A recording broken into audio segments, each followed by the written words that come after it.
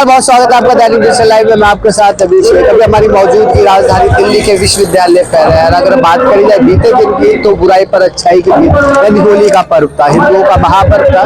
पर वहीं पर जो है, यहाँ पर कुछ लोग हैं यहाँ पर बैठे हुए हैं, 5-5 महीने से सैलरी नहीं आई है, साथ ही साथ इनकी तो सैलरी नहीं आई है, पर इनको सस्पेंड कर दिया गया है इस करके कि ये इनकी आवाज को उठाते हुए नजर आ रहे हैं। तो बातचीत करेंगे, गोविंद जी हैं।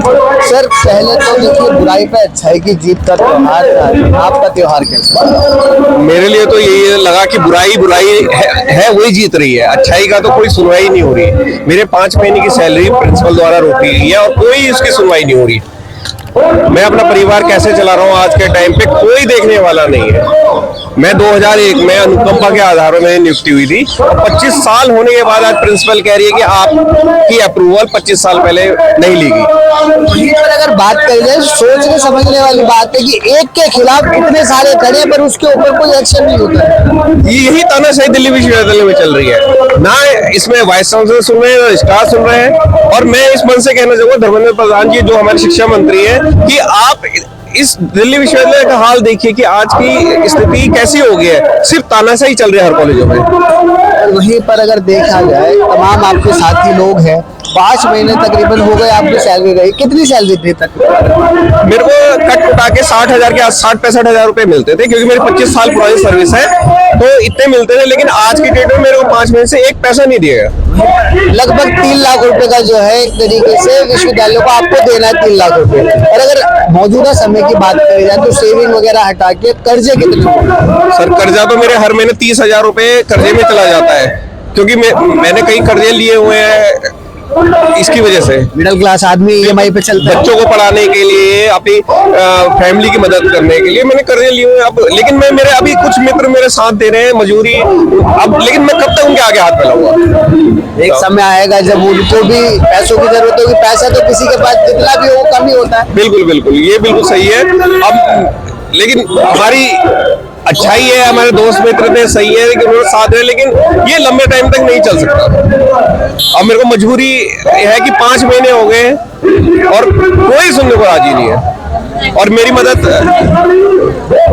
अगर बात करी जाए, देखिए, आदमी है, सुबह तो चलिए आप बैठे होते हो, सब में बातचीत होती है। एक समय आता होगा दिन का ऐसा जब आप अकेले होते हो, तब मन में क्या? अब मन में तो ये आता है कि हम नौकरी किसके लिए कर रहे थे? एक संस्था के लिए, जो जिसके लिए हमने 25 साल अपनी सर्विस के दे दिए। उसने एक सेकंड भी नहीं सोचा कि इस कर्मचारी की 25 साल की सर्विस का क्या। इसका मतलब तो हम चोरी चकारी कर लेते हैं, उससे ज्यादा वो होता। हमारे तो ये हालात पैदा हो गए आज की डेट में। कभी नेगेटिव थॉट्स आए कि अब नहीं, अब हो गया बस ऐसे? अभी तक तो हमारे परिवार का थोड़ा सहयोग है कि नहीं, आप सच्चाई के खिलाफ खड़े रहो, बस ये है। सच्चाई के खिलाफ आवाज उठाओ, घर वालों ने कह दिया, बुराई के खिलाफ आवाज उठाइए। पर यहाँ पर अगर बात करें, तो यहाँ पर सच्चाई की आवाज तो ये उठा रहे हैं, पर इनको जो है सस्पेंड कर दिया गया। किस तरीके से लग रहा है कि यहाँ पर क्या भ्रष्टाचार? देखो सर, भ्रष्टाचार तो देखो ऑलमोस्ट हो ही रहा है, लेकिन हम ये कहना चाहेंगे कि हमने अगर आवाज उठाई, 5 महीने से हम भाई को सैलरी नहीं मिली, तो हम भाई की सैलरी के लिए बैठे रहे। हमने कभी भी प्रिंसिपल साहिबा से ऊंची आवाज में बात नहीं करी, हमने रिक्वेस्ट ही करी है, हाथ पैर ही जोड़े हैं। और 1 महीना बाहर भी रही है, तो भी हम 1 महीना पूरा 4-5 कुछ लोग जो है प्रोटेस्ट पे बैठे रहे।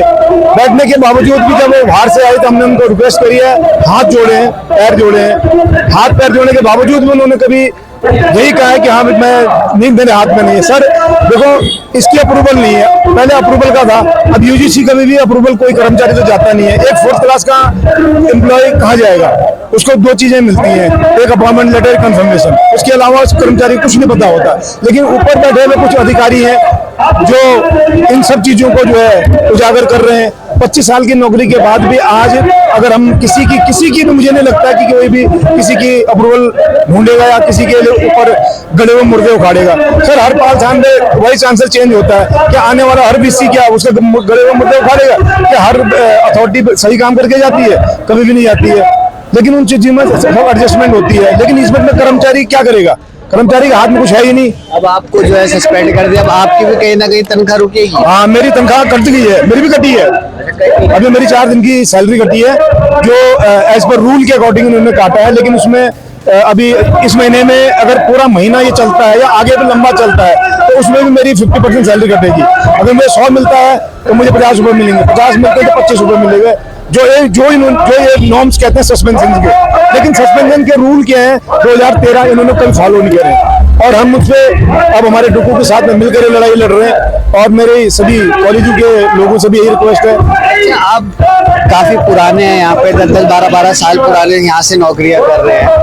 आज से पहले भी कभी ऐसे धरने प्रदर्शन करने की जरूरत पड़ी है यहाँ पर नॉन टीचिंग स्टाफ? सर, मैं 1987 की अपॉइंटमेंट है मेरे को इस समय जुलाई में मेरे को 38 साल पूरे हो जाएंगे और 39वां लग जाएगा। मेरे सिर्फ 3 साल बचे हुए हैं, तो क्या बोले। पहले कभी ऐसा हुआ है कि किसी को? कभी भी ऐसा नहीं हुआ है। एक्चुअली में मैं आपको बताता हूँ, कभी कॉलेजों के अंदर पुलिस नहीं आती थी। कॉलेजों का एक अपना रूल होता था, कानून होता था।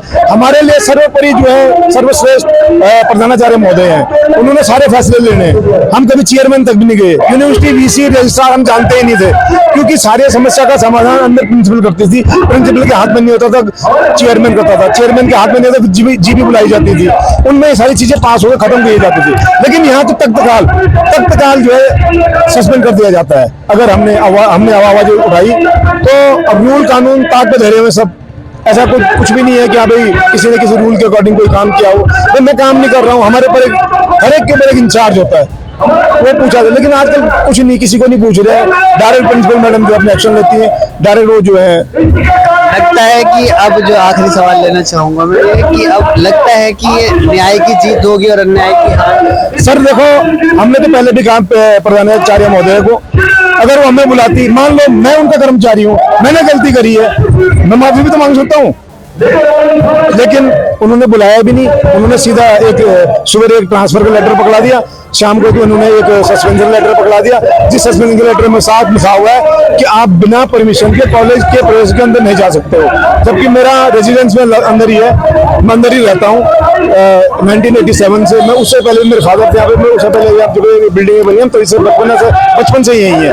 तो अब मैं तो सीधा आता हूँ, सीधा जाता हूँ, कॉलेज के अंदर हम जाते नहीं है, तो तुरंत फरमान चढ़ा देते हैं। इसके लिए भी बस शब्दों में लिख दिया गया गोविंद के लिए कि तुम कॉलेज के अंदर नहीं घुसोगे, विदाउट परमिशन एंट्री नहीं करोगे। हमने जामाल को भी यही कहा है, सेक्रेटरी हमारा, आप विदाउट परमिशन तो कॉलेज के अंदर नहीं जाओगे। आज हम कोई क्रिमिनल है, 30-30 साल, 38 साल की, 35-35, 25-25, 3 साल की नौकरियां हो गई हैं, और हमारे हेड ऑफ इंस्टीट्यूशन इस तरह के व्यवहार बर्ताव अपने कर्मचारी के साथ में करेंगे तो कर्मचारी कहाँ जाएगा। तो अभी आपने देखा सुना, जो उनका दर्द था वो बयां करते हुए तो नजर आया। देखने वाली बात रहती है क्या न्याय पे जो है इनकी जीत होती है, न्याय होता है इनके साथ, नहीं ये देखने वाली बात है। फिलहाल के लिए बस इतना ही। दिल्ली से अभिषेक सिंह।